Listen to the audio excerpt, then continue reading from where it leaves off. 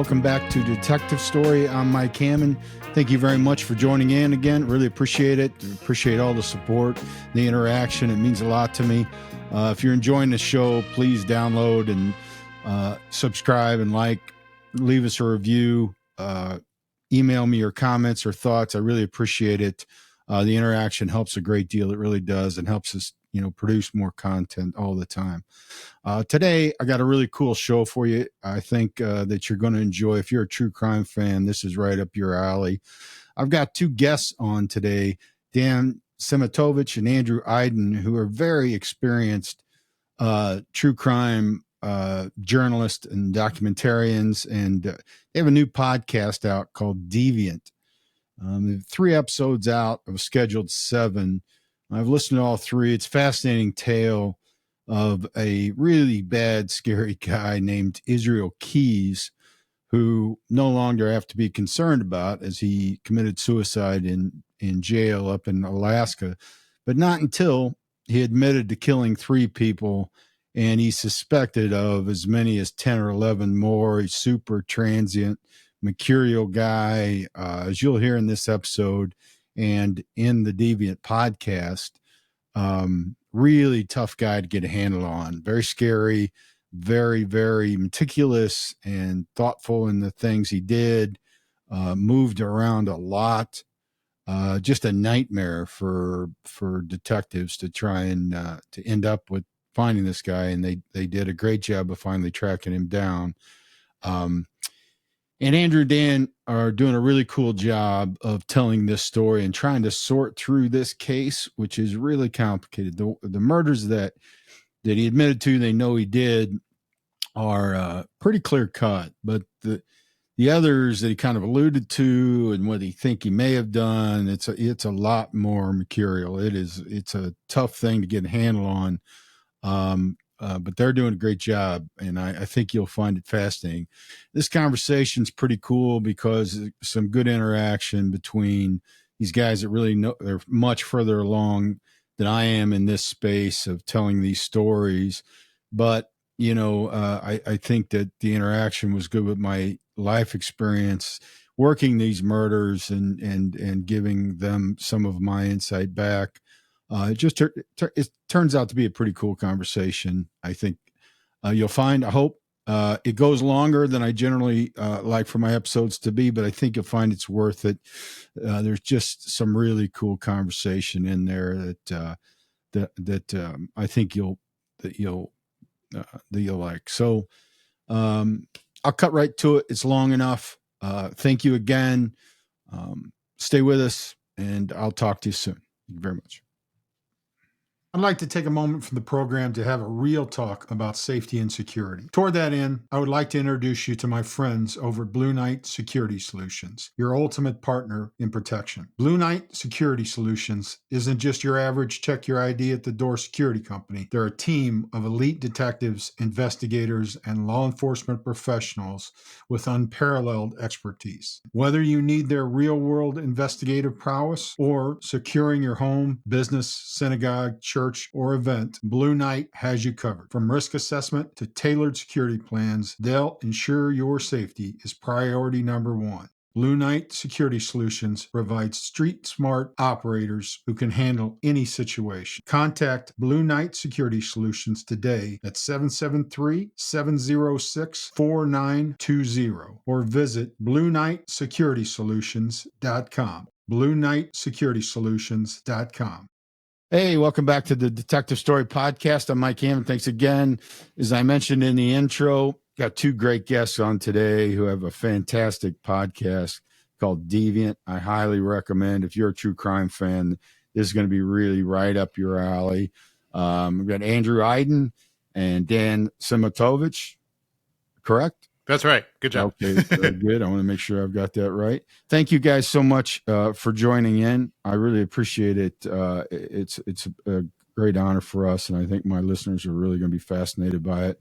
But real quickly, could you just tell my listeners about yourselves a little bit? Maybe Andrew, start. Sure. I spent 20 years at CNN and HLN. In a variety of capacities, producer, assignment editor, writer, senior producer, editor, all those things. primarily in the true crime space. I worked at HLN for a long time and worked for Nancy Grace. I worked with Ashley Banfield. And so my area was generally in true crime. Jumped into audio in 2019 when Dan and I and a third person, the three of us, put together and did the show Down the Hill, the Delphi Murders.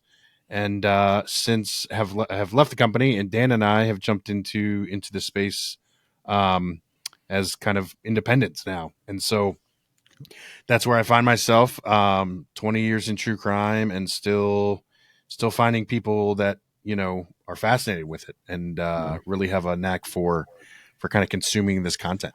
Yeah, I too am been doing this for about 20 years. I've been in the audio space for all of that, and started in radio, eventually moved into purely digital and podcasting, and I work with CNN and Turner and public radio. Most recently, before Andrew and I started our new thing, I was at Warner Brothers, and working on all sorts of all the different brands that fall under that umbrella. But yeah, that's as Andrew said, that's where we met. We did the Delphi Murder podcast together, and we found that we really enjoyed telling stories together. Good, great. Well, you do a great job. I listened to your episodes that you have out of Deviant so far. It's really fascinating. I think my listeners will really find it interesting. So I listened to the episodes of Deviant. You have 3 out, right? 3 out right now. Yep. Yeah, yep. Correct. And it basically documents the story of this killer by the name of Israel Keys, who committed suicide in an Alaskan prison after admitting to 3 murders, really, right? But he admitted to 3, and the FBI is pretty much 99% on a 4th. On a 4th, okay. But he's the suspect in potentially many more. He traveled the country very, very transient. But I'll let you guys go into that. Tell me your thoughts about this. How did you kind of come up with the decision to focus on Israel Keys? How did you hear about it, and why did you decide this might be interesting?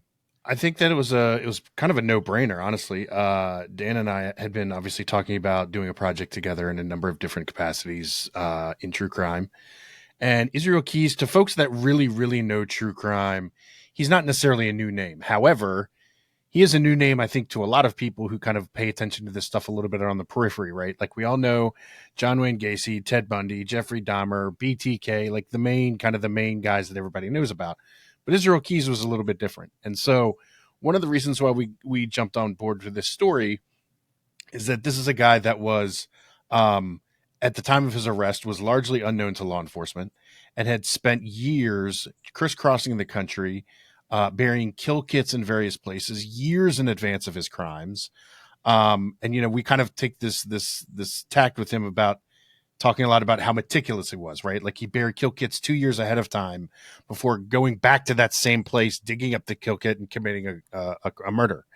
The reason why we jumped onto the story is that really what's compelling is that when he was arrested in 2012, he sat down with investigators, and for the first time in his life, he really started to outline who he was, what he had done, the level of detail he had taken to commit some of these crimes. And so Dan and I had a number of conversations about, once we got our hands on these tapes, I thought this is a perfect audio product. I mean, the guy talks about it, and we made it clear from the jump, and we hope that it came across in the first 3 episodes. What we're not trying to do is just sit down and say, listen to this guy. We want to give this guy a platform to tell you all the horrible things he did. That's not the intention. What the intention is to give you an idea of who this person was, what he was capable of, and hopefully bring some value out of what he said by trying to understand that there are people like this in the world. If there was an Israel Keys then, there very well may be, and would know more than about this than us, Mike, there very well may be another Israel Keys somewhere. And if we can understand the psychology of Israel Keys, perhaps we can squeeze some value out of that and try to find whoever the next Israel Keys is. Yeah, Mike, you said, you kind of alluded to it, like he did kill himself before the full story was told. So one of the intriguing things about Israel Keys is, and the question we're trying to answer is just how far did he actually go? And this is the same question that the FBI has been chasing since they caught him in 2012. And we're not detectives, we're not, we're journalists. That's our training, and we're not going to pretend to close cases here. But just like the FBI and just like many of the police that we've talked to, there are some strong suspects, right? Again, he is directly pinned for 4. That's Bill and Lorraine Currier, Samantha Koenig, and Deborah Feldman. Let's say their names. The additional 7, there are some very strong suspects, suspected linkages, but they have not been able to close them just because Israel Key's MO was so meticulous. He excelled in not getting caught. And, we kind of say he was, the most meticulous known serial killer of all time. Like, his pre-planning and premeditation was just off the charts. For the Bill and Lorraine Currier murder, for example, he was living in Anchorage, Alaska at the time. He flew here into Chicago at O'Hare, rented a car, drove cross country over to Vermont, where he dug up one of those kill kits he had buried years before, and killed Bill and Lorraine Currier. And it's also noteworthy that he was different because he didn't really have a victimology like most serial killers, or serial sexual offenders, like blondes, brunettes, tall, big, male, female, right? He didn't have that. He was much more fantasy based. And so, he was more about targets of opportunity that would match up with a fantasy that he had in his head. So, it's tough to say that he definitely did this or he definitely did that, because he was so effective in how he killed and covering his tracks, that to this day, it's still an open investigation from the FBI, and we're still trying to get answers. Yeah, understood. Yeah, it's fascinating stuff. It really is. I'd like to start. This is a little bit of a loaded question, but my favorite. Yeah, right. Because I often say, when people ask me to listen to some things, like, I hear it and I tell them, well, if it turns out that he's actually guilty, then there's not really a story, right? Mm-hmm. If the whole event or the whole show is about how he's actually an innocent guy, well, kind of need to show that is innocent, because it turns out that he's guilty. There's not much of a show. But in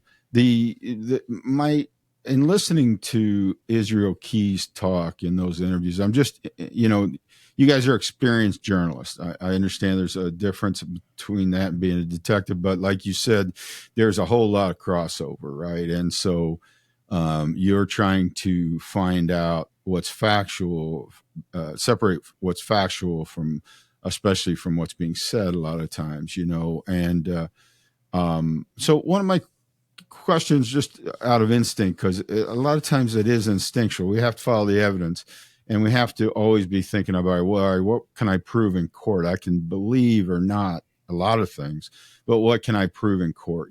But instinct, especially after you've done it for a while and worked on many cases and done the work that you guys have done for so long, instinct does start to play a part in it. Like, so are your instincts that, what I asked this because it struck me that he read, what is it, John Douglas's book, Mindhunter, yeah. right? Which I've actually never read, but everybody tells, oh, it's a great book. I just I worked a lot of great FBI agents. That I didn't have a lot of success when I would go to that To BAU. behavioral science unit, but it's tougher when you're working in an urban area like this. Sure. I don't hold that against them, but it struck me as interesting that he read that book.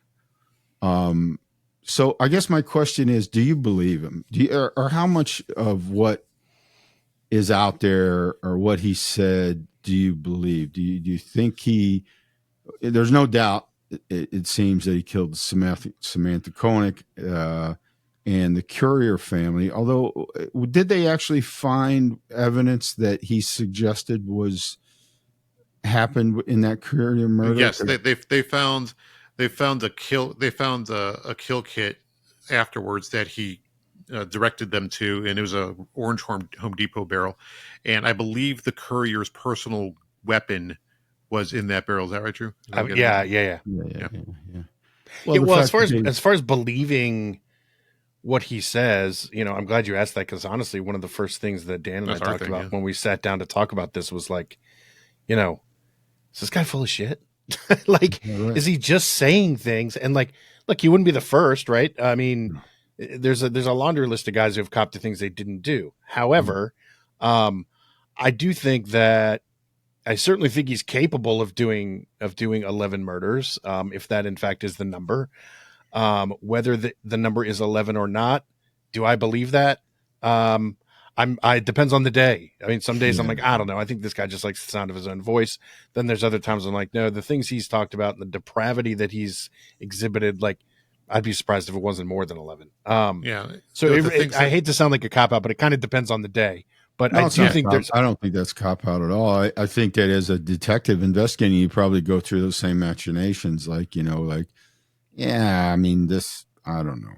And there's only the information that we have to go on to. And like we have about, so here's what we have. We have what Israel Keys has said on tape, what investigators have told us in interviews, and about 4,000 pages of FBI documents from the time, and the internet.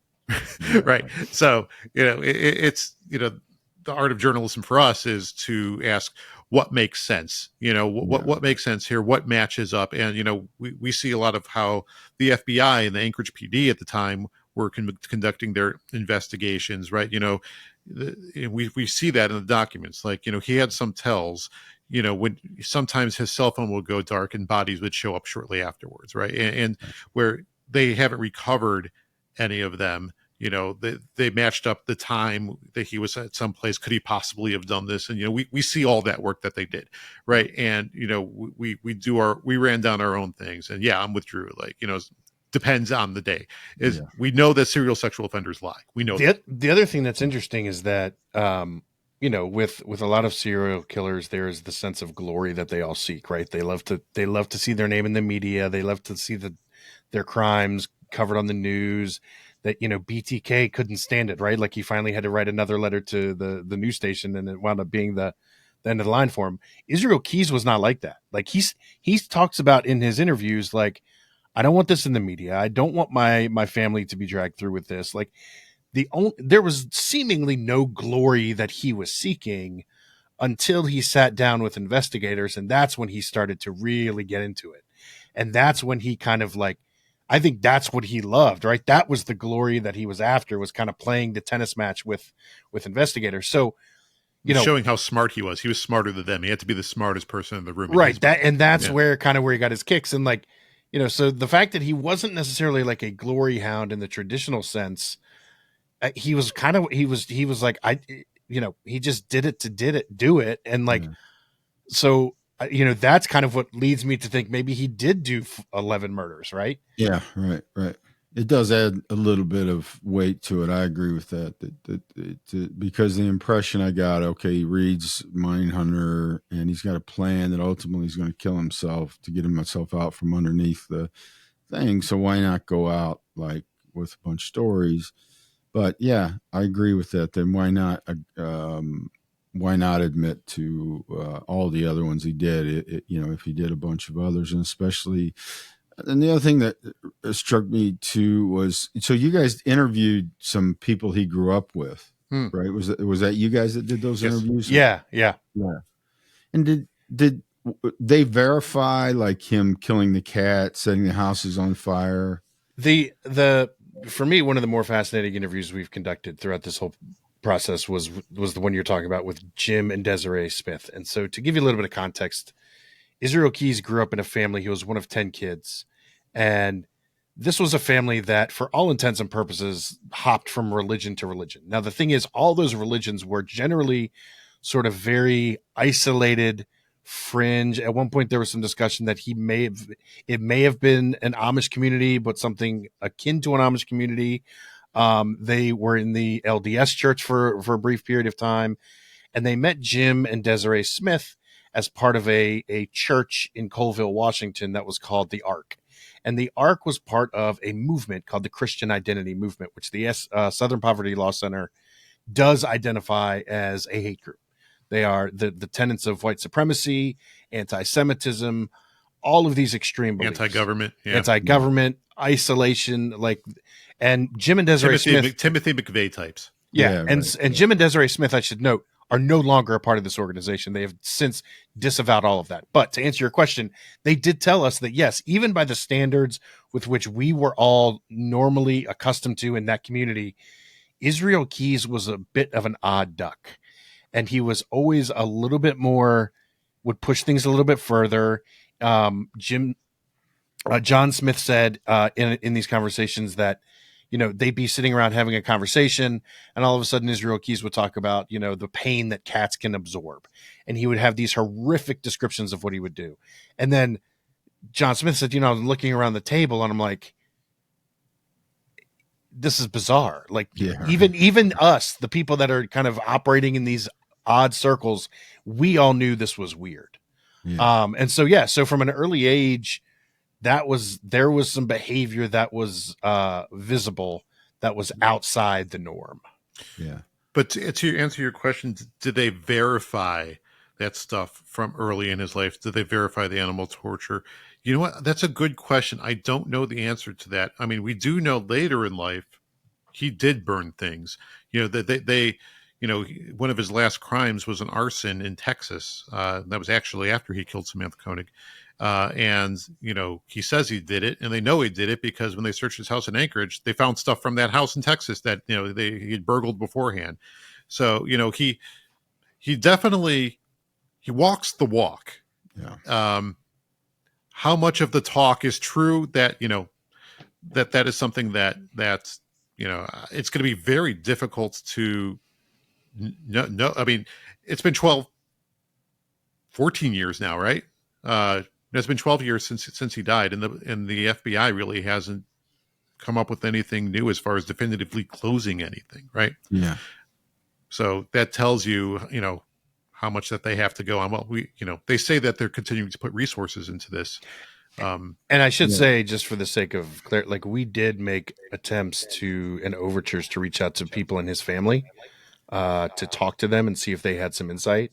As you might imagine, they did not reply, or, you know, there was no, you know, those overtures went unanswered. So, but one thing that Israel says a lot, and investigators have told us that they do believe this, is that he, starting around, you know, that time, in the late 90s, like, he was an active serial killer, they believe, from 2001 to 2012. And he says there's a 14-year period in his life where he was two different people, and anybody who knew him did not know this other side of him. So the women he lived with, his daughter, his family, his friends, he said there may be a person or two from his time in the Army who would suspect something was up with him, but he says this would come as a shock to everyone. They knew nothing, and police did seem to believe that. Yeah, based on their interviews with them. Yeah, that makes sense. I mean, I think there's something telling too about, and it could just be their private people too, and don't want, especially if they're very religious. But there was something to the family just not wanting to talk about it all, because they could easily come out and say, you know, he was always making stuff up. He was always making himself out to be things he wasn't, to try and minimize it. A lot of times that happens. The fact that they didn't even do that, didn't want anything to do with it, might be telling. It's not anything factual, but yeah, I mean, I just asked that because that's the way I would go back. Like, it's going to, in the macro, going to be very difficult, right? He was so transient, going to be, but in the smaller frame, all right, well, let's see what we can prove out. Like, did somebody actually see him, like, torturing these cats? That would be interesting to know, because that's something that probably John Douglas does talk about. I know it's common conversation about how a lot of serial killers start out and work their way up with torturing animals and things like that. So that's something that Keys would know. All right, so good, not good. That's really improper use of English language. But if we know that's factual because somebody saw him do that, then all right, now we're, that's the trail I would be trying to follow in the micro then. And then, okay, now these places he's been to. But boy, that takes a lot of. Only the FBI has the resources to pull that off. Yeah. Me as a cold case Chicago homicide detective, even if I suspected him of something here, I'd be very hard pressed to tell my boss, I need, to spend $20,000 to go out and interview all these people and go, to find out if all this is true. It's just a logistical nightmare. Yeah, and it's possible the FBI did verify it with the people, because he talks about some of the people who were there with him when it happened, that there were witnesses to his animal torture and his burning and his burglary. His sister was one of them. His sister, for one of his sisters, yeah. So it's possible that they did talk about that, and interview those folks. It's just not in the documentation that we've seen. Yeah. Huh. I was going to also say just a little bit about his youth that we learned is it appears from the conversations we've had and what we've read is that he had somewhat of a tumultuous relationship with his father. And I think that had some bearing on who he became as an adult. I am not a shrink, but just based on what we have been led to believe, his father was apparently a pretty strict disciplinarian, kind of ruled the house with a lot of aggression. And they grew up in extreme self-imposed poverty too. They grew up without electricity for a lot of the time. And one of the things that Key says in these interviews that I actually found poignant after we kind of heard some of these things is that one of the things he always wanted to do is he actually wanted to set fire to a church. And I think that at some point he was turning his back on religion in some capacity. And I think that his desire to burn churches was sort of a manifestation of that. And I think that it was a rejection of all of that. He also dabbled in Satanism too. Yeah. At least as a hobby. He had, on his body, he branded himself. He had quite a few brands, but among those brands was, he had a pentagram and like the upside down cross and some of that satanic iconography that, you would associate with that. Like, I don't think anybody, including him, says like, yes, I actually was a Satanist or I believed in Satan. But, it seemed to be sort of like what he was raised as, that was the exact opposite of that, And I think there was a complete rejection in some way of the world in which he grew up in. Yeah. And I think that may be part of the whole package here. Joining the army was part of that. I mean, like, you're growing up in an anti-government isolationist, setting. The exact opposite of that, an extreme rebellion against that, is joining the U.S. Army and seeing the world. Yeah, right. And he says as much. He talks about how things changed in his, when he left the country and was in the military, he changed the way he saw things. Things were different for him. That's interesting. And that whole army, joining the army thing may just be also is, and I think this is probably what you're saying, but is the rebellion against his father and the religion and all that, right? So, and the other thing that struck me is, and forgive me, I don't recall, what's the time frame? Samantha Koenig was the last person he killed, right? The last person that has been confirmed that he killed. There is very strong suspicion. This is one of the people that there's a very strong suspicion that he did kill a man named James Tidwell on February 15th or 16th of 2012. About 2 weeks after he killed Samantha Koenig. He did say he was out of control at that time. He was in the area at the time, that area of Texas.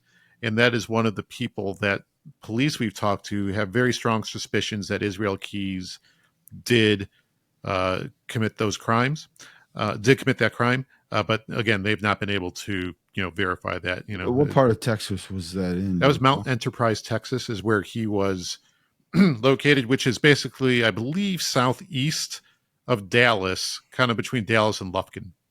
Okay. That's interesting. What I was getting at a little bit is that the Courier murder really seems well planned out, sophisticated. He really set that up over a course of time. Really, I mean, that's a nightmare of a murder to try and solve if you're the local Vermont police there, right? Because for all those reasons, he planned it, all those things. And he didn't even meet them until he walked into their house. Yeah, right, right. I mean, it just all of those, we call those stranger danger murders here in Chicago, which we don't get as many of. You know, we get a lot. The bulk of our murders are kind of over gang drug competition, right? The competition for money, but um, uh, with the Samantha Koenig murder, it seemed pretty sloppy to me in comparison. Like he's caught on video, basically, and that sounds like he doesn't have a real good plan. He walks up to this, and finally ends up he's got to figure out to jump in the window with her, and then he kills her, and then he's using her ATM all over the country. That's and I'm not saying that he didn't do. He clearly did both murders, but it's an interesting concept to me that the I mean, I guess there's a question in that. Do you feel the same? Like that they don't seem like similar, well planned out. You know? Yeah, no, Mike, that's a great observation, and I think that's why he was caught, right? Because, and he'll say that when he calls it the Koenig thing or the Alaska thing, that's what he calls it in the interrogation tapes.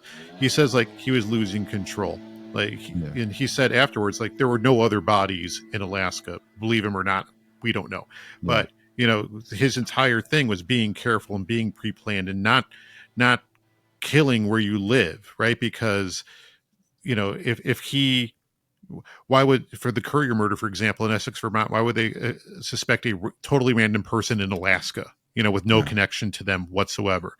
And we have no physical evidence or DNA or anything like that to tie him to. Why would anybody go there? Right. Yeah. And so he would say like, he was starting to get sloppy. He was chasing higher highs. He was kicking up the adrenaline, and like, he couldn't get the urge to do something out of his head. And that's sort of when the planning started to do something in Alaska. And if and then there was even if he did that, it was still no guarantee he would get caught, and probably wouldn't have gotten caught unless he started, if he didn't start using that ATM card, because the ATM card is how they started tracking him and how they finally got caught him. Mm-hmm. And even if he, did what he did up to that point, when he sexually assaulted and killed her that night that he took her, if he never used that ATM card, he very well still could be at large right now. Yeah. When they arrested him, they said the only thing they could have charged him with, not even the kidnapping, just credit card fraud. Yeah. And when you look back at his conversations with law enforcement, he kind of says, that's about the time I was starting to lose control. And I mentioned to somebody the other day, apologies if you can hear the leaf blower outside my home. No, you're good. Now's when the yard guy shows up. That's good. That's fine. But he basically was like, I started to lose control. And the thing that he always had working to his advantage, the reason he was able to get away with so much for so long, was he was incredibly disciplined. The guy's discipline was unprecedented from the things that I've seen. Yeah. Like Dan said, like something as simple as an ATM card, like, and in fact, the night of the Koenig murder, he asked her, I need to get your debit card. What's the PIN? He went back to get, left her unattended, went back and got the ATM card from her car. And so it was just a perfect example of like, he had kind of lost his discipline and lost a little bit of control. And that's what got him caught. Yeah. Yeah. And that's not particularly unusual, I don't think. I mean, It's my experience. Right. I didn't work on serial killer cases really, but I like I said when we were talking a little bit pre-show, I worked on I put guys in prison who've killed, I don't know how many. It's hard to say, 10 to 20 people, but they're part of like gang wars, and they don't think of themselves as soldiers in a war, right? They don't think of themselves as master criminals or master killers, other than they think they're very efficient soldiers, right? And ultimately, they get away with it, and then they decide to take one chance too many, and they end up dead themselves, or they end up with us with good evidence, and they'll say, I took this one chance. Mike, I was frustrated, right? And I think I may have as many questions for you about all this as you do for us. I got a million questions for you. But I wonder. Anytime, I'm happy to answer. Yeah, but like those guys you just described, and I also think like with Israel Keys too, do you get the sense that, the more risks you take, the more used to taking risks you get, right? Therefore, you more, that almost that sort of comfort with taking risks can get you caught. Yeah, right. I had a kind of, I called him an informant, but a guy that I regularly would go talk to in prison. And I took 2 or 3 partners with me every time to interview him. And each one of them afterwards is like, man, dude, I don't want to go back and talk to that guy. He's creepy. But he was a really smart guy, and he looked like a bigger, scarier Mike Tyson. People in the joint were scared of him. But he liked me, like talking with me. It's his endless frustration that I can't play chess because he fancies himself a very good chess player. But he's a serial rapist, as well as a street muscle thug for a pretty tough gang on the West Side. But being a serial rapist is wise, and he kind of described that to me. Like, if I had stayed within myself, I could have done this forever. But I started chasing that, or those urges more and more and taking more chances. And I knew, he goes, in some ways, I think that I was wanting it to end or whatever, because, he told, you guys would have never caught me. Right. And I hear that a lot, and maybe right. But the fact is that he kept pushing until, he did leave enough evidence to get caught. But, so I hear that, and Keys, it could be that he's exactly that type of guy who just was out for the thrill. It certainly sounds that way. I don't see how they would have caught him for Samantha Koenig if he didn't use that ATM card. He killed he killed her that night, and he disposed of her in a way that I don't know if anybody would have found her body, her remains, unless he told them exactly where she was. Yeah. Right.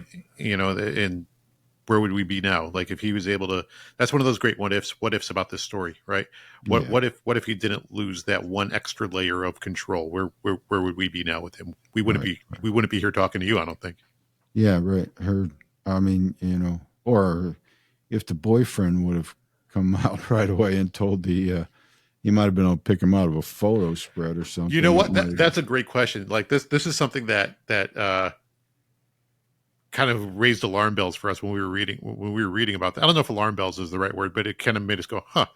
Like, he said he didn't report. Like, and just to be clear, her boyfriend had nothing to do with anything that happened to her that night. Nothing. Yeah, and I don't even mean to put that off. Yeah. It's tough. I get it. It was just a weird thought process that he sees this person, and he doesn't think Samantha at this point is missing, like she's been taken.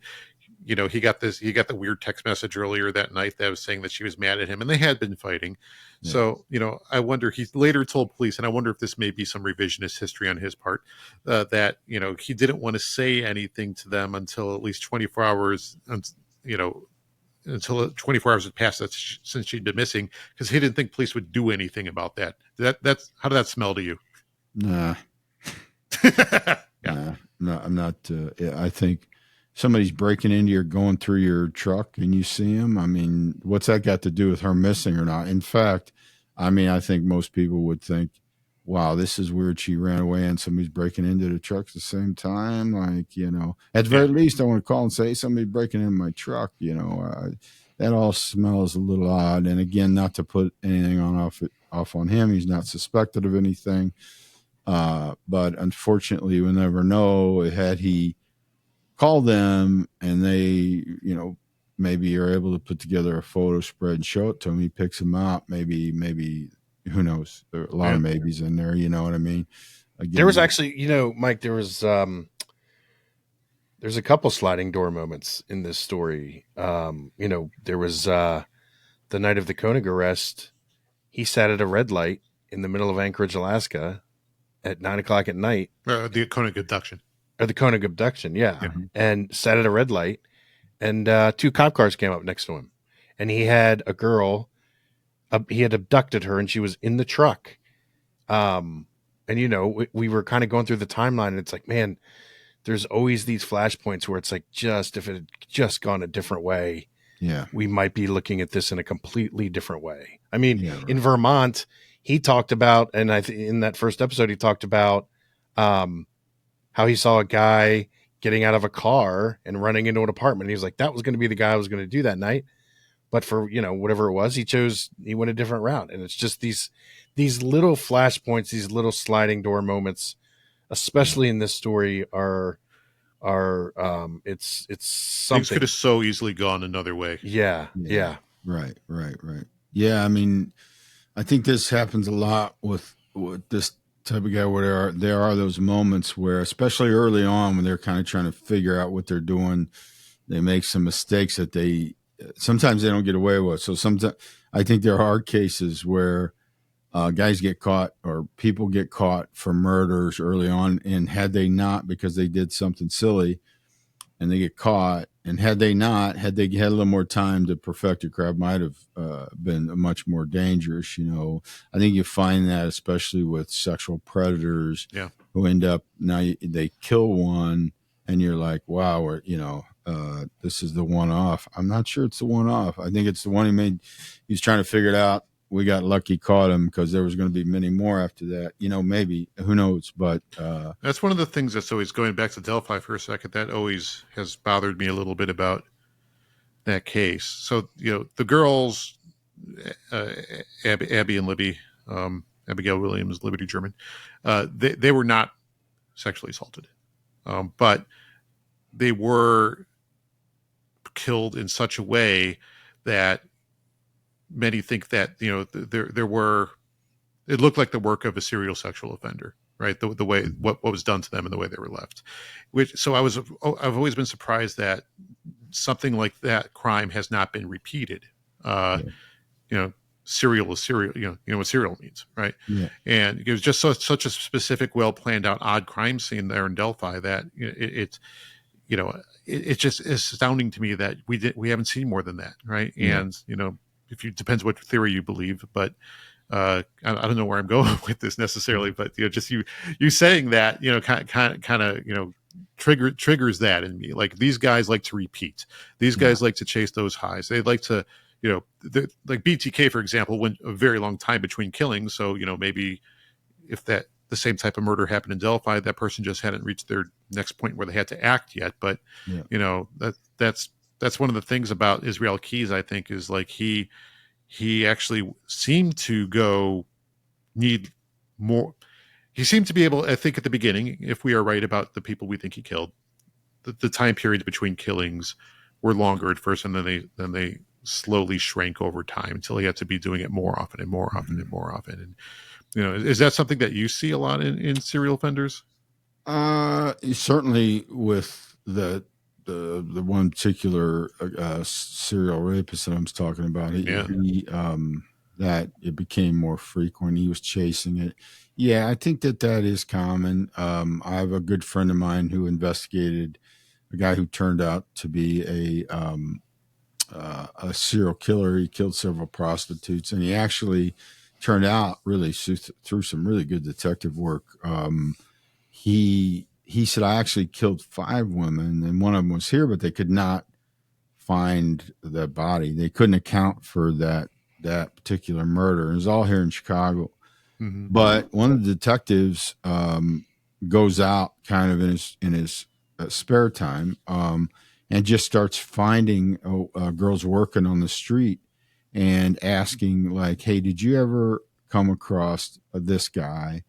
Having problems with him, whatever. And somebody finally said to him, you should go talk to this girl because he did get attacked by some dude. And he found that woman, and she survived because she played dead, and she identified this guy, Taylor was his name, as her attacker. So he believed he'd killed her. In fact, she survived and identified him, was going to identify him in court. He pled guilty. Certainly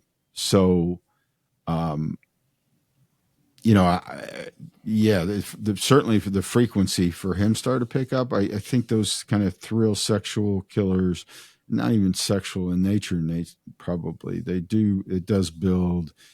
And even with those ones that I struggle to categorize, these really bad gang street shooters, and you end up finding there's not that many really, Mm-hmm. and you'll have a gang and structure, and then they're all playing their part, and it's not that they can't be violent, but in general, you have a war going on.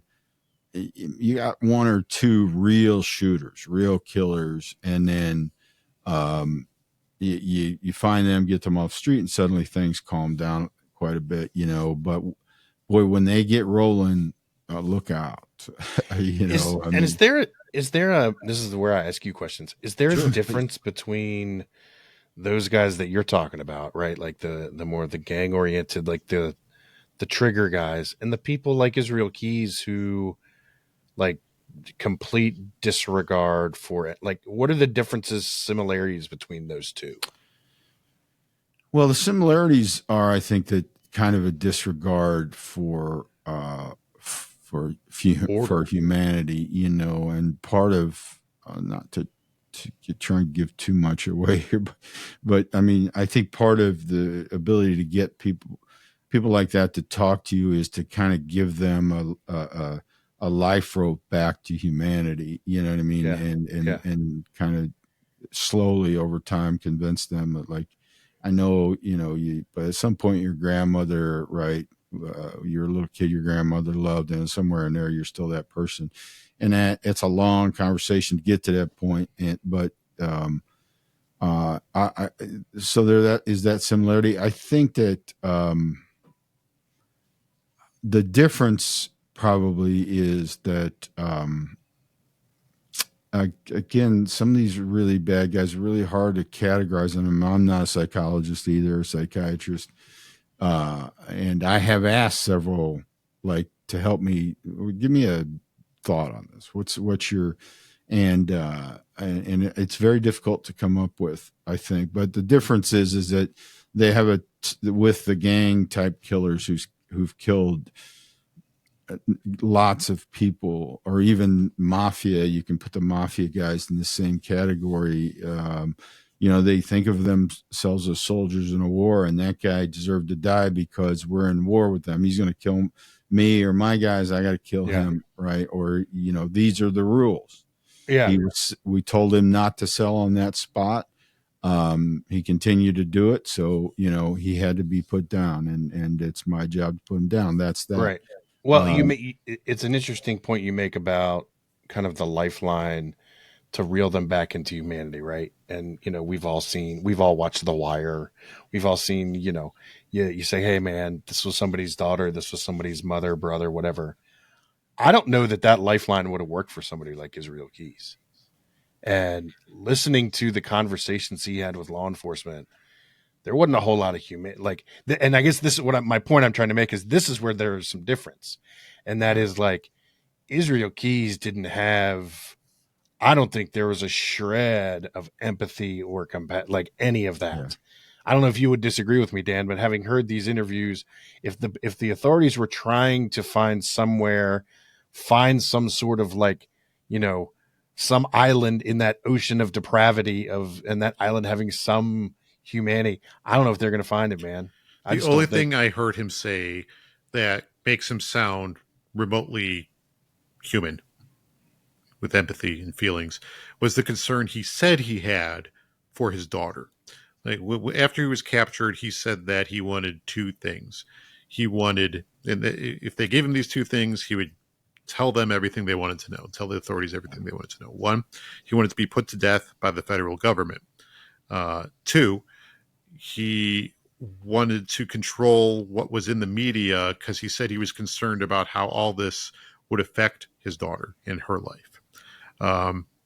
The FBI agent we talked to, because we asked him, like, you guys really believe that? Did he really believe that? And they're like, actually, for that, we actually did believe that. So there was some sort of shred of humanity where he did feel a connection to his daughter, if we choose to believe that.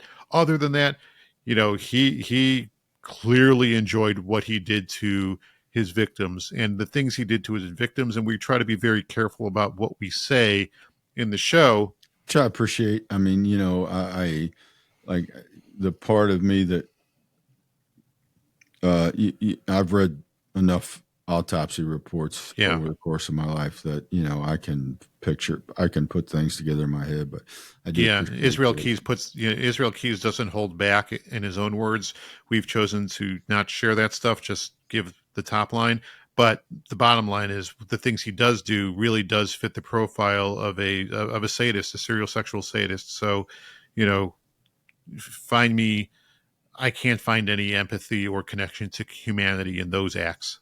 But and this is not uncommon. I'm going to push back on Dan for a second, and that is you do make a good point about he talks about not wanting his crimes to come out because he doesn't want his daughter to find out about them, and it's like, well, if that was really the case, you wouldn't have done the crimes, like Right.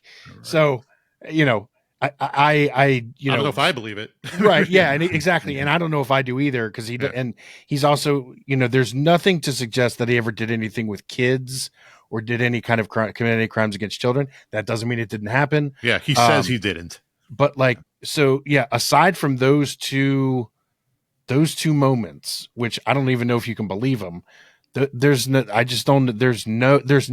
in that man's words or actions that ever suggests any kind of normal human emotion. Yeah. And I'll be honest, it's a good conversation for me because it doesn't sound like this would have gone quite the way I thought it would. But when I was listening to the interviews, and again, I don't like to ever question any other detectives or investigators because I'm not there. I'm not in the feel of it, and I don't know. So it's just wrong for me to say they did something right or did something wrong. But I was thinking to myself, if that's me, it seems like to me, especially the way they're describing him being creeped out by the way he seemed to be. They didn't say the words, but almost, eroticized by telling the stories. Like he had goosebumps and he would get excited, and it was disturbing to them. To me, if I'm in that situation, again, this is not a knock on them. They're there, they're doing it. But I probably would have gone a little different route and said, look, I got you for this murder. I don't really care, because I get the feeling, and it sounds like that this is not quite true based on talking to you guys. So that's to my point. I don't have enough information to be making a judgment, so I'm not making a judgment about them. It was just my inclination as I was listening to the tapes. I would have taken a little bit more of a tack, like this is his ego. He wants to talk about this. He wants to lay this out. So I'm going to just tell him, I don't care. Yeah, I'm not getting you a Starbucks. I'll smoke a cigar when you start telling me something with you. But I got you on the one murder. That's all I need. Go off to prison and spend the rest of your life there. I don't care. Mike, we talk about the what ifs in this case. And I think what happened in that interrogation room during all those interviews is one of the great what ifs, because there was a conflict happening amongst investigators, disagreements about how to handle him.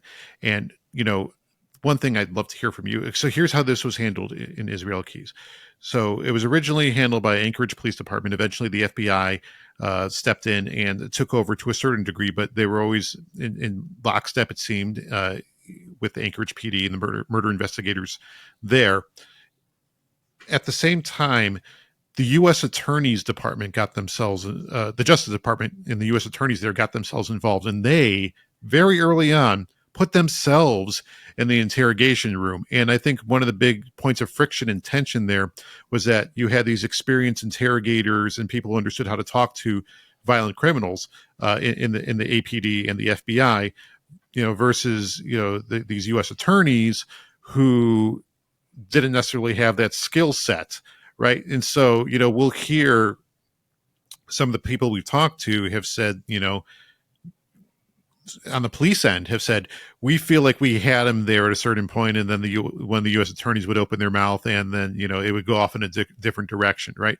So I think what you're hearing may not necessarily be a lack of the police may have wanted to do exactly what you're proposing, right? They just never had a chance to do it because there were constant interruptions. There was no clear leader in that room at any given time. So there was a lot of confusion and miscommunication, and frankly, I think egos involved once they realized that they had this special, for lack of a better term, unique unicorn serial killer casemaker on their hands, right?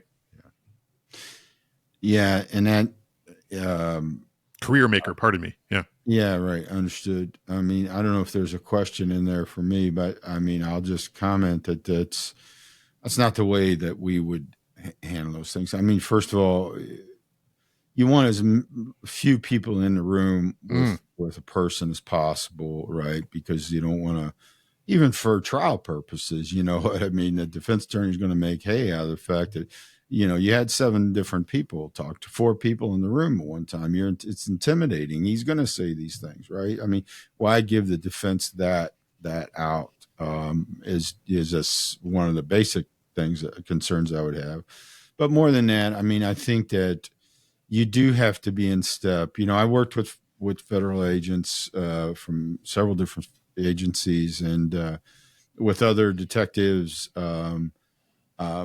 You know, like the state's attorneys, certainly I don't ever recall having a U.S. attorney come in because, you know, once they walk in the room and start talking to the guy, now they're a witness. Exactly.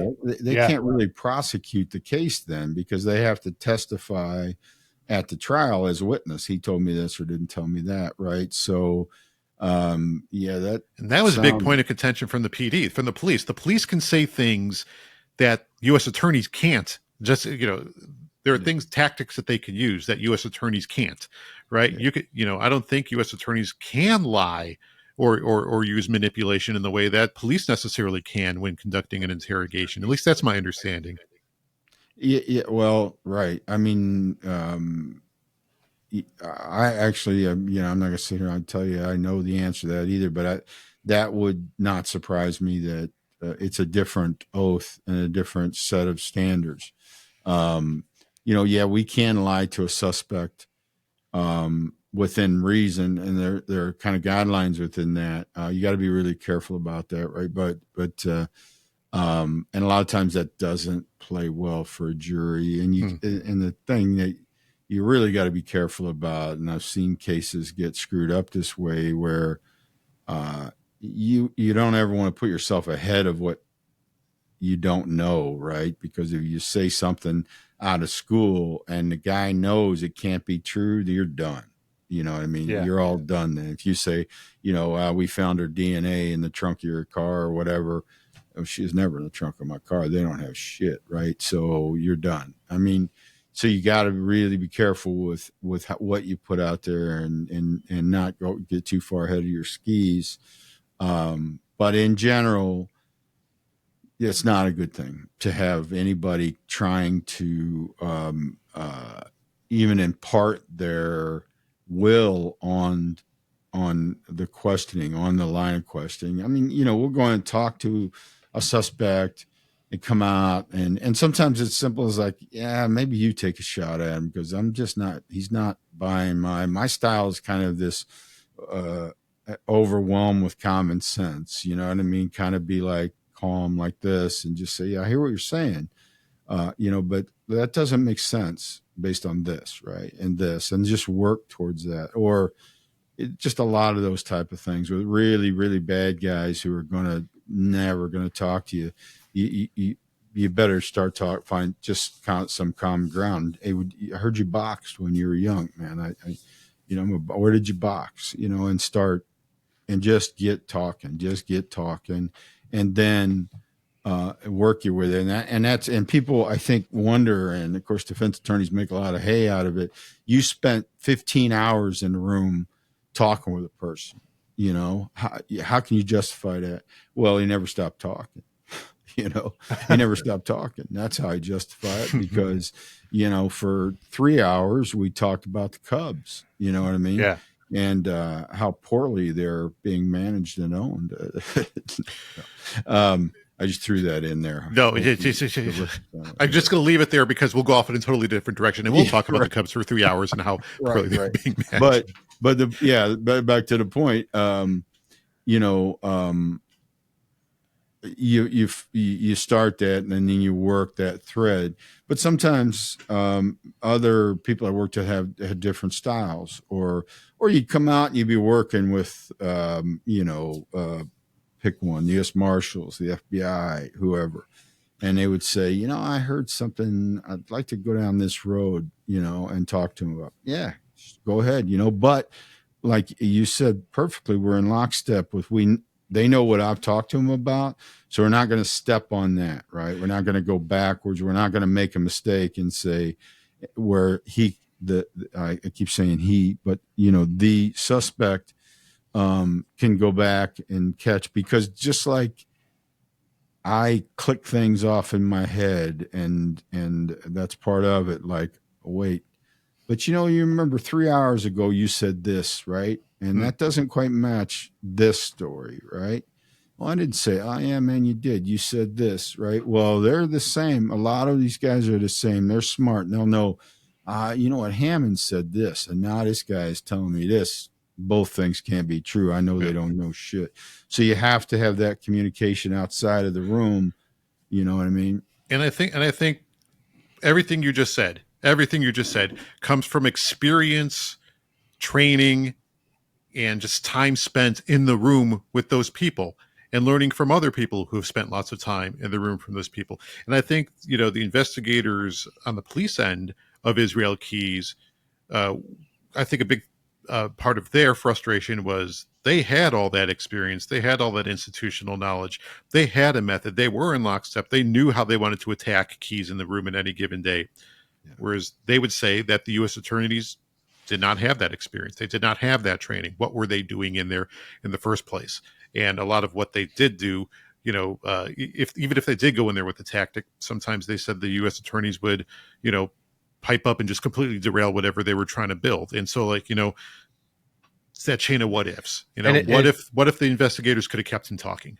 And it should be noted, there was a detective with the Anchorage Police Department who, in the transcripts, in the tapes, and for all intents and purposes, had established a rapport with Keys. And the folks that came in from outside Anchorage made it clear that that detective was not going to continue with the interrogation. And so, early on, when it gets time to talking to him about what he did to Samantha Koenig, he stopped the interrogation and said, I don't want to tell you anymore.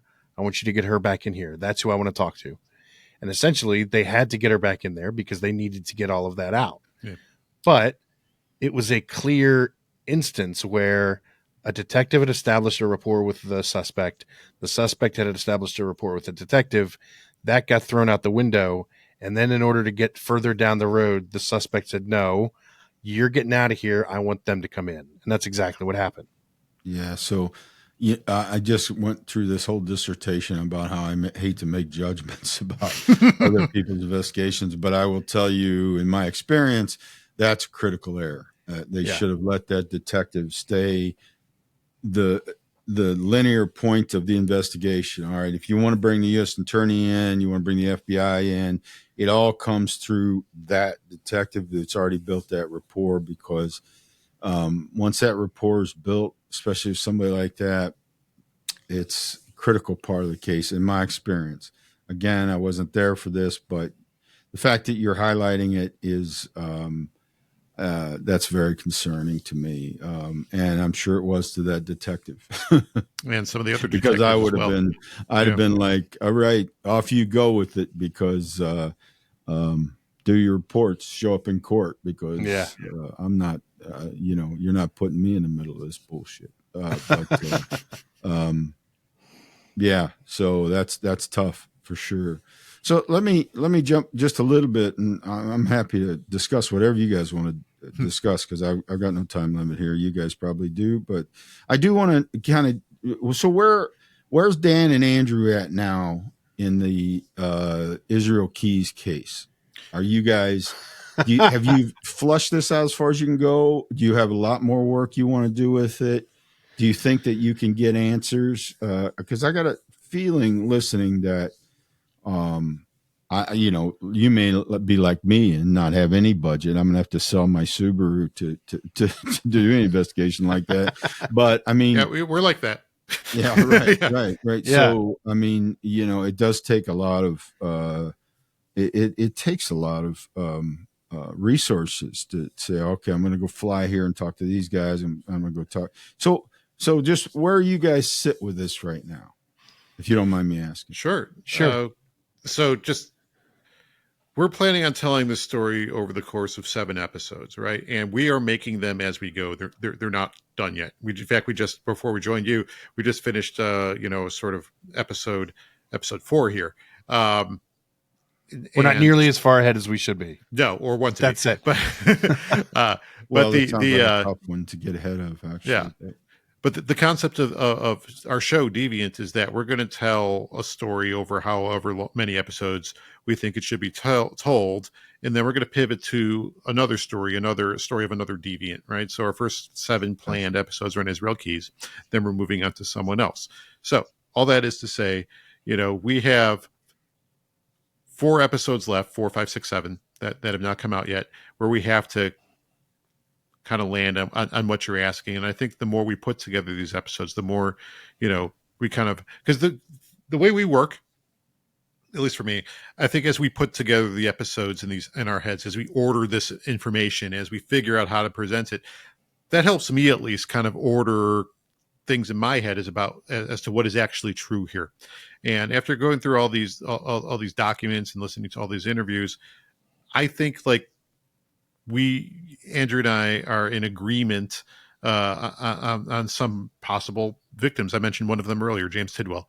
And there are others that I think we're both still unsure of, and we may not be sure about or have a strong take on until we actually get to telling that story, right? Yeah, right.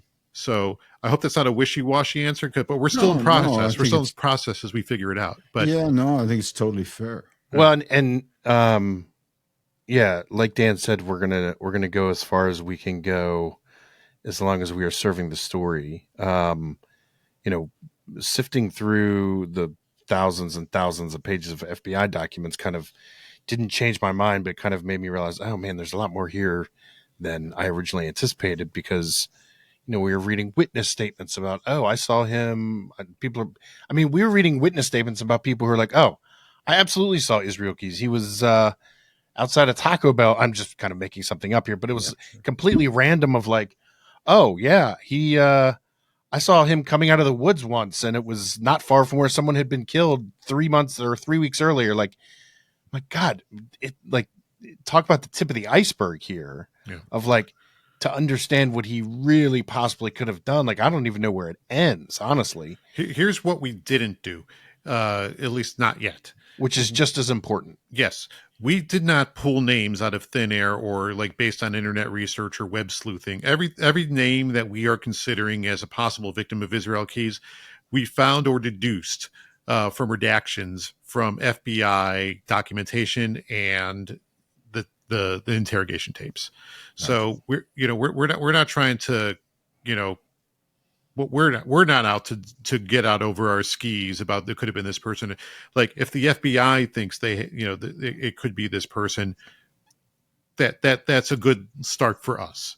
Yeah, that makes sense. I mean, it is, and I think if in the course of you guys researching this, doing your investigation, if you can establish what you believe is a pretty reasonable timeline, which I understand will be very difficult for him, and you already kind of have a rough map of where he's been, but you start to solidify that will help. I mean, one of the things I learned working in the cold case homicide unit is I traveled quite a bit, and because, you look at case 30, 40, 50 years old, witnesses and everybody, potential offenders have spread all over the country, and we were supported by federal grants, so we had more resources to do that. I did find that there are you tend to, I think everybody, like this is probably true in your business too, like we think that we're pretty good homicide detectives. I know I worked with some unbelievably good homicide detectives, but I found as I meandered around the country, there are really good detectives all over the place that are really hungry to get answers and really good at finding that out. So I think that you will find, and I know you don't have unlimited time either, and you got to move on to the next thing at some point. But the more you can establish where he was and where he'd been through, then I'll think you'll find some of these police departments will be great resources to say, hey, just so you're aware, we think this guy was in your town. This is who he was. You may have, you might want to just take a look and see if you've got cases that are that might match, because there are people out there that want to answer these questions, and they want, contrary to I think what we get sold out, you want the right person, right? Yeah. We don't clear cases just to get them solved, Right. because Right. you do that, and then one, potentially, it's not the real killer still out there. So, but I'm just putting that out there. You might be able to help some detective. That's a great thought. Yeah, we sort of did it the opposite way somewhat at the beginning, because there are all these names out on the internet, and that Wikipedia or people or web sleuths think that Israel Keys killed this person or he was connected with this person. And the first thing we did as our due diligence is, we called those police departments that were investigating those particular homicides. And for I think every one of those names that is out there publicly, it was some variation of, no, it wasn't him. We eliminated him. He is no longer a suspect. We have someone else that is a strong suspect of ours, but we have not filed charge. It was all some sort of variation of that, yeah. Which is, what Drew, we should really update those Wikipedia pages for people, just right. I mean, I'm dealing with that right now. I'm helping a guy there's been a series of murders here in Chicago, and that's just exactly it. The web sleuths have taken off with it, and it's like, okay, I can eliminate 20 of these cases right off the top because there's different DNA. They're logistically, it's impossible, right? Like, so let's, and this theory that, we don't want to say there's a serial killer, we don't want to say this or that, we don't want to cause a pain. At our level, none of that matters. In fact, it's easier if it's one person, right? Instead of looking for 10 different people, if it turns out it's one. But you want to be able to show in a court of law, or even if they're dead, you want to be able to put it together enough to be convinced it's them. I think one of the difficulties with Israel Keys is that very rarely are bodies or remains actually found. That's one thing he was pretty meticulous about, was burying them deeply in a lake or dissolving, or finding a way to get rid of him. So I think that's one of the very difficult things about closing those cases. You don't have a victim, the remains of a victim. So even with the amazing DNA technology that we have today, it's going to be very difficult to pin on anything unless you can find your victim. I get it. Yeah. And that's one of the great frustrations of this job. And I'm sure you guys feel this, is you do it because of this like burning desire to get answers. It is about justice. But in the end, you just want to know what happened. And you have to come to terms at some point with the fact that you're not always going to get all the answers you want, unfortunately. And that's just the way it is, Yeah. It sucks. Yeah. But, And I learned relatively early on doing this job and like doing crime news and true crimes. I learned relatively quickly that like most of the time you're not going to get all the answers. And, sometimes you just got to deal with it, and it's maddening, but we're doing our best. Yeah. Right. And, you're solidifying a trail that was pretty wide open, and looking at it from a different viewpoint. And that's a good thing as you lay this out. I appreciate how kind of careful you guys are being in your kind of the release of the information. And you're trying to verify everything you can do. You're thinking about the victims' families in terms of how much you're going to put out there of what he said. All of that speaks to me, because to me, it's always about the victims and victims' families, and I kind of do the same. Like there are times, especially with open murders, like okay, I gotta if I'm trying to get people to help me solve this murder, I have to kind of lay out some of it, right? That might be ugly for the family to hear, but that's part of the gig, unfortunately. Yeah. But I appreciate the way you guys are handling it, and I think for my listeners, like listen to the first 3 episodes, and I think you're going to be hungry, for the next 4. It is a fascinating case, and you guys are doing a really good job of flushing out what is a really, just as you point out, the guy's so mercurial, just so difficult to put things together. And I hear, so I'll backtrack a little bit and give a scratch to those FBI agents and detectives there that were able to put together what they were able to put together, because he made everything difficult. It sounds like. Yeah, even like the victim count, the FBI thinks it's 11 because a couple months before he committed suicide, he killed himself in prison, and he was only in custody for about 8-9 months before he killed himself. During a check of his jail cell, they found this painting that he'd made of 11 skulls painted in his own blood with the message "We are one" also painted in his own blood, which is why the FBI thinks that his true number is 11. And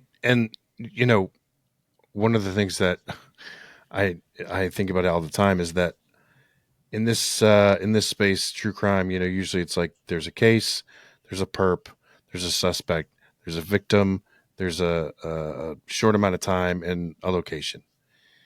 The sheer volume of the Israel Keys case, from victims to geography to time to, I mean, everything about he traveled so I've much. never seen Mike, I've never seen travel like this for just someone who just had a job as a carpenter. It was incessant. It was constant. He robbed banks too. Like we know he robbed banks, and we have pictures of him robbing banks. But just the volume of things. I mean, 20 plus hours of interrogation, 4,000 pages of FBI documents, like close to 15 years of witness statements from people who may have seen him, and all over the country. It's just the volume of it. Could have been anyone, anywhere, right? Yeah, right. Yeah, it's just it's a huge story, and it's we're doing our damnedest to try to take a bite out of it, and I hope it. Well, I mean, you're doing a great job of at least highlighting all those things, because you never know. I mean, you just never know. And I realize this with cases 50 years old. Like, you keep their names alive out there, right? You keep talking about them. You keep talking about the cases, and you just never know. It's shocking sometimes how bouts of conscience will come over people, or, I didn't want to talk about this before, but the only way that happens is if you continue to talk about the cases. Or a seemingly small piece of information jogs loose in someone's memory, right? That's why at the top of every show, we give the place to give tips if something's occurring, if something's hitting you here, right? And they're still looking at it. And Agent Jolene Godin of the FBI said to us, as much, and it's in the show somewhere, she's convinced that there are people that have information that will be able to solve more of the case of Israel Keys. And when she says that, she's not implying that people have information they're withholding. She just knows, she's like, and I'm paraphrasing, she's like, people have information they don't know they have. Right. That's going to get us closer to figuring out the full scope of this guy's life. I agree with her on that. It just makes sense, right? And a lot of times, it's just, you don't know what you don't know. And that's why, what you're doing is such a cool thing, because, my guess is she's probably pretty supportive of what you're doing, right? Because, she talked to us. Yeah, right. Well, that tells you something in itself, right? So, because that's the only way that happens, is somebody hears it and thinks, oh, you know what? I didn't think anything of this, but now this strikes me as odd, exactly as what she's describing there. And I would agree with her. I'd agree that as all overwhelming as all of that is with him, the logistics and all of that, the variety of crimes that he did makes it so unusual and complicated, but also though that opens them up to a lot of exposure, and whether that exposure ever comes back to lead to anything, don't know until you know. It's just that simple.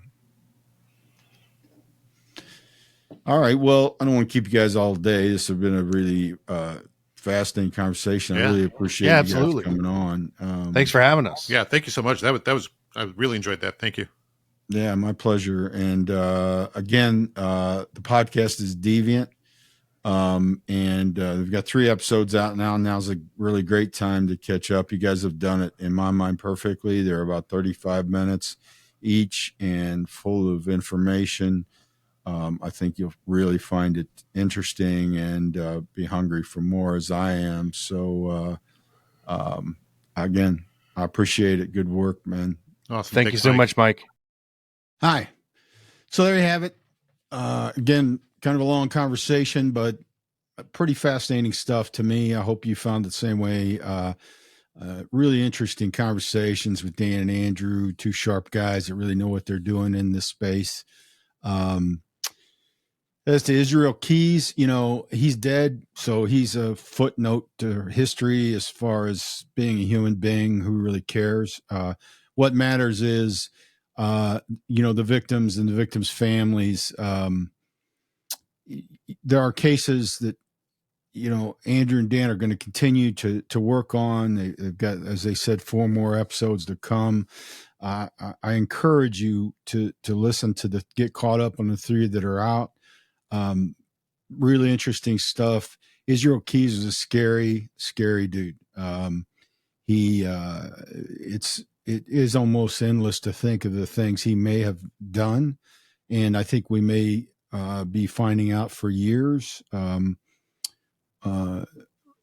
things he was responsible for, murders and other crimes.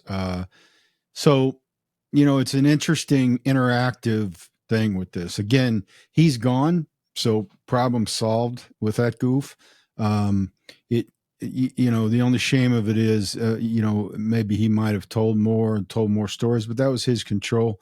He decided I think he had a plan, and he was going to give away as little as possible, try to play the smart guy, and then never going to take responsibility, right? Take his own life. And those are all my opinions. Sometimes, frankly, in this life, you can look at criminals and have a begrudging respect by their level of professionality, sometimes even their compassion inside of the crimes they commit. It's not unheard of, to say, this guy was a bad guy, but at least, or they were a bad person. At least Israel Keys, I got none of that for him. He was certainly a calculating guy. He certainly covered a lot of territory, but he was a sexual predator, just evil, mean, no redeeming qualities that it seemed like at all. He does have a daughter out there, I guess he's very concerned about. And if she ends up hearing this, I hope that the message gets across to her. His life is not yours. You're your own person. Go live it, find joy. He's got nothing to do with you.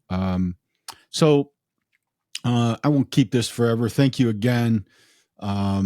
Keep up with Deviant. It's really good. Those guys are very thorough. I appreciate the work they're doing.